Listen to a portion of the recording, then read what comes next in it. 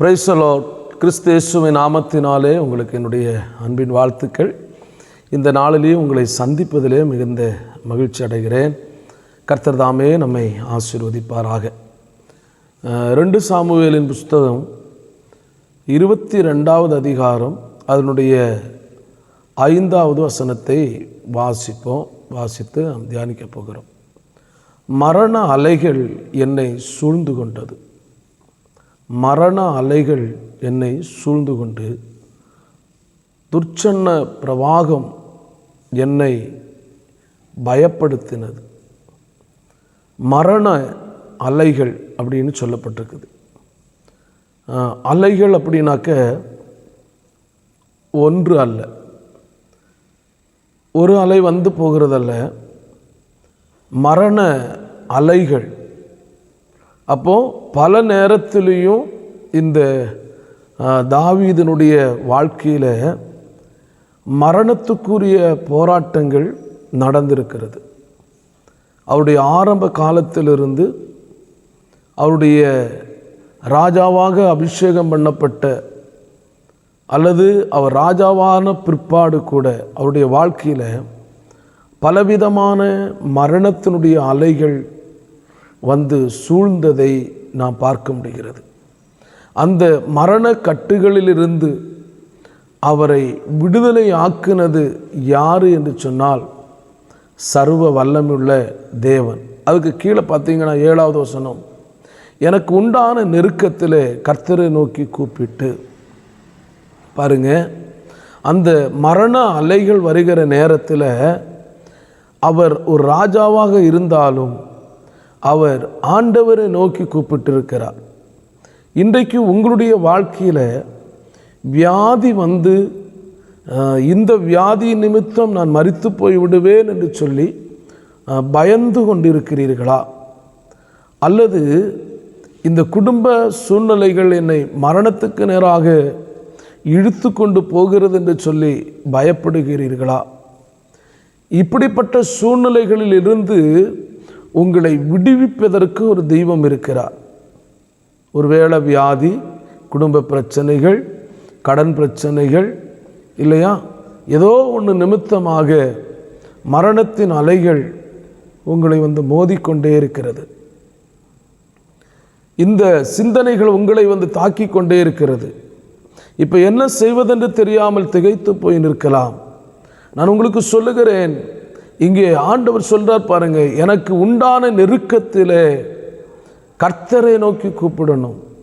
நமக்கு நெருக்கங்கள் உண்டாகிற நேரத்தில் இப்படிப்பட்டதான ஒரு சூழ்நிலைகள், இப்படிப்பட்டதான ஒரு பயங்கள், இப்படிப்பட்ட ஒரு பிரச்சனைகள், இந்த மரணத்தினுடைய அலைகள் நம்மை சூழ்ந்து கொண்டிருக்கிற நேரங்களில் அடுத்து எங்கும் போக முடியாது, எங்கு போனாலும் விடுதலை இல்லை என்று நினைக்கிற நேரத்தில் ஒருவர் விடுவிக்கிற தேவன் இருக்கிறார் என்பதை உணர்ந்து அந்த நெருக்கம் உண்டாகும்போது கர்த்தரை நோக்கி கூப்பிடுகிறாராம்.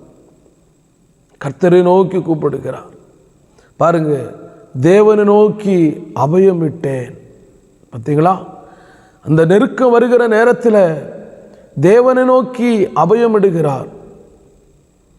சத்தம் போட, ஐயோ எனக்கு இப்படிப்பட்ட நெருக்கம் வந்துடுச்சு, எனக்கு பயமாக இருக்கிறது, என் குடும்பத்தில் இருக்கிற பிரச்சனைகள் எனக்கு பயமாக இருக்குது, என் சரீரத்தில் இருக்கிற இந்த வியாதி எனக்கு ரொம்ப பயத்தை உண்டு பண்ணுகிறது, இரவு நேரங்களிலே பயத்தை, அந்த மரண பயத்தினாலே தூக்கம் இல்லாமல் இருக்கிறேன், எழுந்து நடந்தாலும் மரண பயம், வாகனத்தில் போனாலும் மரண பயம், வீட்டுக்குள்ளே தனிமையாக உட்கார்ந்து இருக்கும்போது மரண பயம்.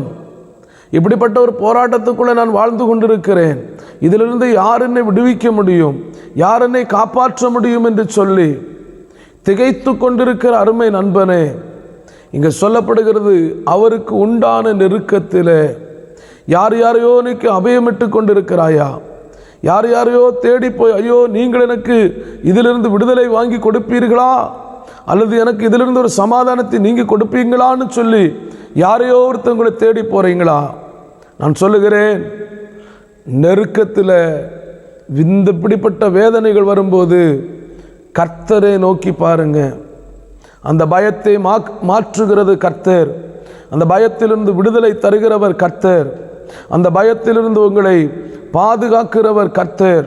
உங்களுடைய வியாதிகள் எப்படிப்பட்ட வியாதிகளாக இருந்தாலும் அவைகளிலிருந்து உங்களுக்கு விடுதலை தருகிறவர் ஆண்டவராகிய இயேசு கிறிஸ்து. அப்போ பாருங்க, இவர் ராஜா, இவரால் முடியாத காரியங்கள் ஒன்றும் இல்லை. இவர் வேணா என்ன வேணாலும் செய்யலாம். பாருங்கள், யாரையோ ஒருத்தவங்களை கூப்பிட்டு உதவி கேட்கலாம். யாரோ அவருக்கு தெரியாத டாக்டர் இருக்க மாட்டாங்க, அவருக்கு தெரியாத நபர்கள் யாரும் இருக்க மாட்டாங்க. எல்லா நன்மைகளும் அவருக்கு கிடைக்கும். அப்படிப்பட்டவர் அவர் இந்த பூமியில் யாருக்கிட்டேயுமே தனக்கு ஒரு சகாயத்தை, தனக்கு ஒரு உதவியை தேடாமல் வானத்தையும் பூமியும் படைத்த தேவனிடத்தில் உதவியை தேடுகிறார். அருமை நண்பனே, சகோதரனே, சகோதரியே, உங்கள் வாழ்க்கையில் ஏதோ ஒரு மரண பயம் உங்களை ஆளுகை செய்து கொண்டிருக்கிறதா? அந்த ஸ்தோத்திரம் மரண அலைகள் உங்களை சூழ்ந்திருக்கிறதா? இந்த வியாதி மரணத்துக்கு நேராகத்தான் என்னை கொண்டு போகிறது என்று சொல்லி பயப்படுகிறீர்களா? இன்றைக்கு கர்த்தராகிய ஆண்டவரை நோக்கி அபயமிடுங்கள். ஆண்டவரை நோக்கி கூப்பிடுங்கள். இயேசுவே, நீர் என்னை விடுதலையாக்க முடியும், நீர் என்னை விடுவிக்க முடியும், நீர் எனக்கு இருக்கிற இந்த பிரச்சனையை மாற்ற முடியும், நீர் எனக்கு இருக்கிற இந்த வியாதியை குணமாக்க முடியும் என்று சொல்லி அவரை நோக்கி கூப்பிடுங்கள். அவர் நிச்சயமாக உங்களுடைய சூழ்நிலைகள் எதுவாக இருந்தாலும் அவர் உங்களை விடுவிக்க வல்லவராக. Praise the Lord. அது எப்படிப்பட்ட பிரச்சனையாக இருந்தாலும், அது எப்படிப்பட்டதான மரண அலைகளாக இருந்தாலும், எப்படிப்பட்டதான போராட்டமாக இருந்தாலும், எப்படிப்பட்ட சூழ்நிலைகளாக இருந்தாலும் கர்த்தர் அதை ஸ்தோத்திரம் மாற்ற வல்லவராக இருக்கிறார். செயலிழந்து போன அந்த பலவீனம், செயலிழந்து உங்கள் சரீரத்தின் அவயவங்கள் செயலிழந்து போயிருக்கலாம். ஸ்தோத்திரம் இனிமேல் அது செயல்படாது என்று சொல்லியிருக்கலாம். கைகால்கள் செயலிழந்து போயிருக்கலாம். ஆனால் நீ கர்த்தரை நோக்கி அபயமிடும் போது கர்த்தர் அவைகளிலிருந்து, அந்த மரண கட்டிலிருந்து, அந்த மரண அலைகளிலிருந்து கர்த்தர் உங்களை விடுவிக்க வல்லவர் என்பதை அறிந்து கொள்ளுங்கள். ஆமென். அவர் உங்களை விடுவிக்க வல்லவர். அவர் உங்களை சுகப்படுத்த வல்லவர். அவர் நம்முடைய சத்தத்தை கேட்க வல்லவர். பாருங்க, எனக்கு உண்டான நெருக்கத்தில் கர்த்தரை நோக்கி கூப்பிட்டு என் தேவனை நோக்கி அபயமிட்டேன். ஆண்டவரை நோக்கி கூப்பிடுங்க, தேவனை நோக்கி அபயமிடுங்க. பாருங்க, தமது ஆலயத்தில் இருந்து என் சத்தத்தை கேட்டார், என் கூப்பிடுதல் அவர் செவிகளில் ஏறிற்று. பார்த்தீங்களா?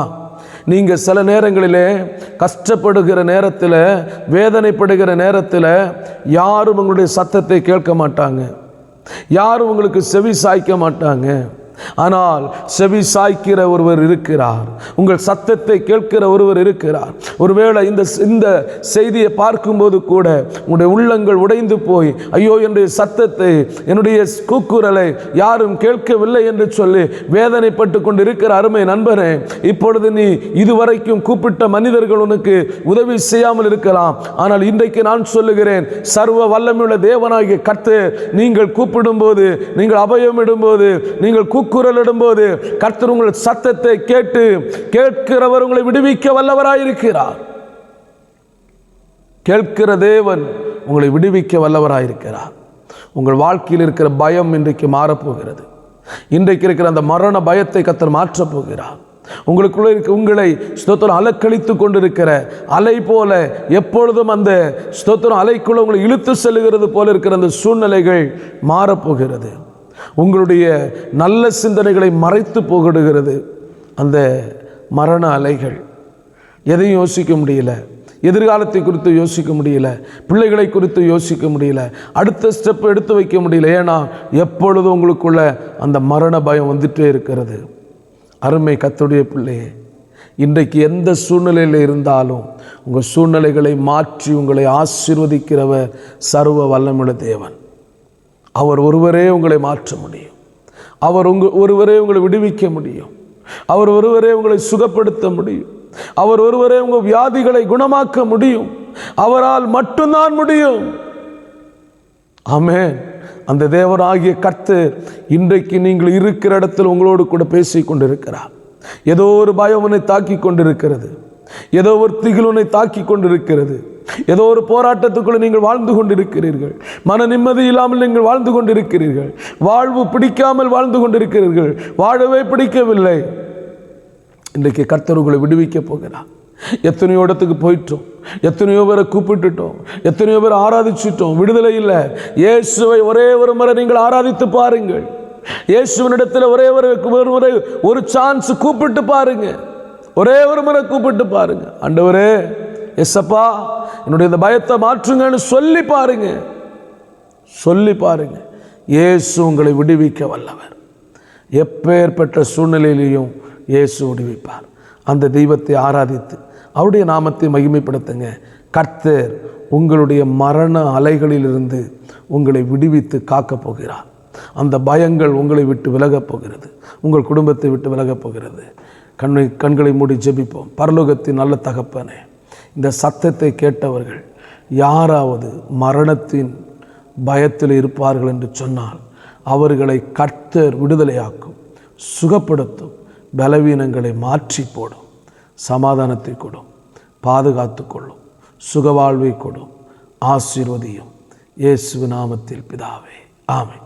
கர்த்தர் நிச்சயமாக உங்களையும் உங்கள் குடும்பத்தையும் ஆசீர்வதிக்கட்டும்.